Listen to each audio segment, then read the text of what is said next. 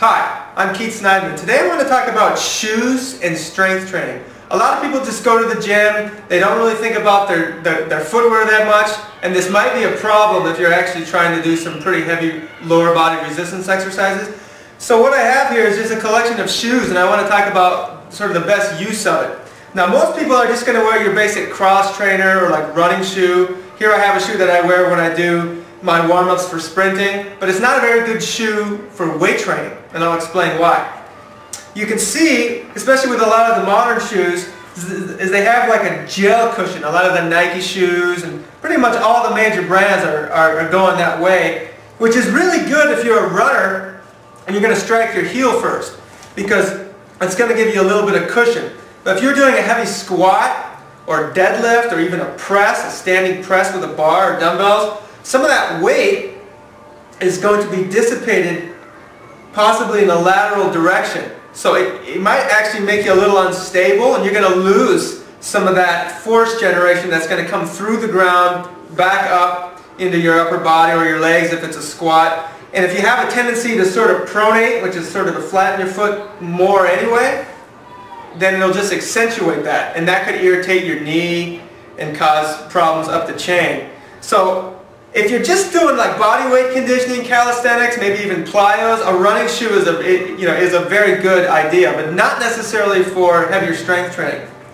So from the world of weightlifting, these look kind of like bowling shoes, but they're actually Olympic weightlifting shoes. You can see they have a little bit of a heel on them, which is helpful for squatting, for flexibility in the ankle.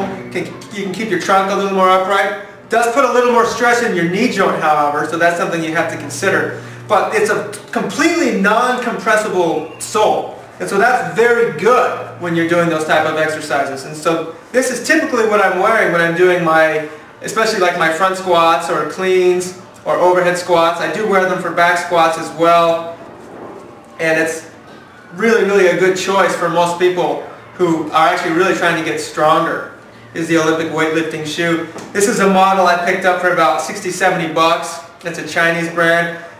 There's a lot of different brands. I know there's one I think VS Athletic, that is probably even a little bit less, but they're definitely available. And then from the powerlifting, we've got the good old-fashioned canvas Chuck Taylor, the All-Star shoe, and it's pretty no frills. There's not much to it. It's very flat though, which is what you want.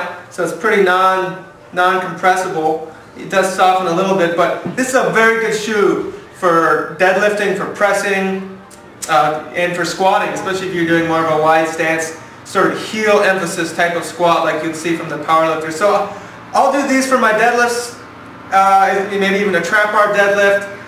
I use this a lot for my kettlebell work when I'm really trying to keep my heel down, and they're not very expensive, so that's definitely a plus. And then lastly, I have some martial arts shoes which I use for light kettlebell work, and these can be used for heavier strength training as well. They do have a little bit of a heel though, so there's a slight instability that can happen, but the bottom line is the heavier you're going to go, the flatter of a shoe that you want. It's just something to think about when you're going to do your strength training.